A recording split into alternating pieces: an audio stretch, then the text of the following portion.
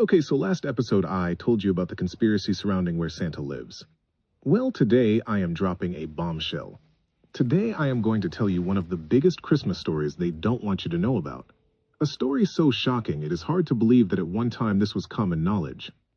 And this shocking fact? It is that Christmas has literally nothing to do with Santa. That's right. Christmas was originally a story about a kid whose mom got knocked up by God, and she was like, way underage. And God just up and left her to raise the kid.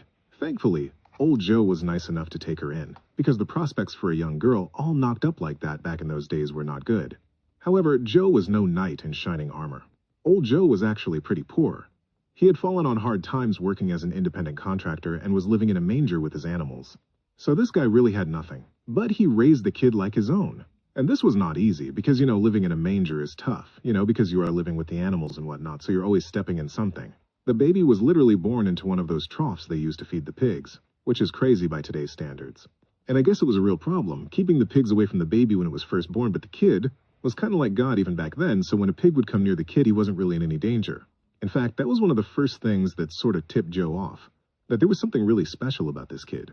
See, when a pig stuck his nose into the trough thinking he was going to get some pig food, the baby would just touch his nose, and poof, the pig turned into perfectly spiraled honey ham. And later, when another pig did it, he turned them into bacon. And that is why these foods are so popular around the Christmas holidays, even to this day. And this was good news for old Joe, because before this point, he was a good guy, just not a lot of cash. And now with a young wife, he was worrying where he was going to get the money for food and diapers. Actually, probably the harshest part of this story was when he even tried to ask God for some money to support his young family. And get this, God didn't even have the guts to tell Joe or the girl he knocked up that he was taking off. He just did. And instead, he sent one of his lackeys. You would think that what Joe was doing for him would be worth something, The dude was stepping up to take care of the guy's unborn kid that he was essentially abandoning, and that was just as major at this time as it is today, if not worse. Because being a poor orphan baby at this time could be a death sentence without food and shelter, because there was no social security. But Joe did not get $1 of child support, not even a good luck, or even a face-to-face handshake, nothing. Just a bunch of platitudes from some dude named Mike that Joe didn't even really know, and likewise never saw again. The only good news in this whole terrible situation was that the kid turned out to be an honest-to-God God.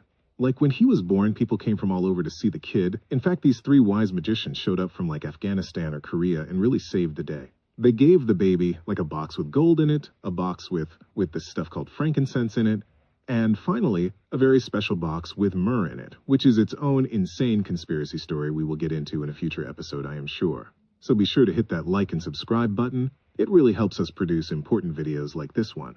Anyway, with this gold, old Joe was able to get the family out of the manger and into some decent housing, plus the market picked up so he was able to get a few really good construction jobs lined up, and ultimately provide a pretty good life to his new wife and baby God, who they called Chris, which is why they call the holiday today Christmas.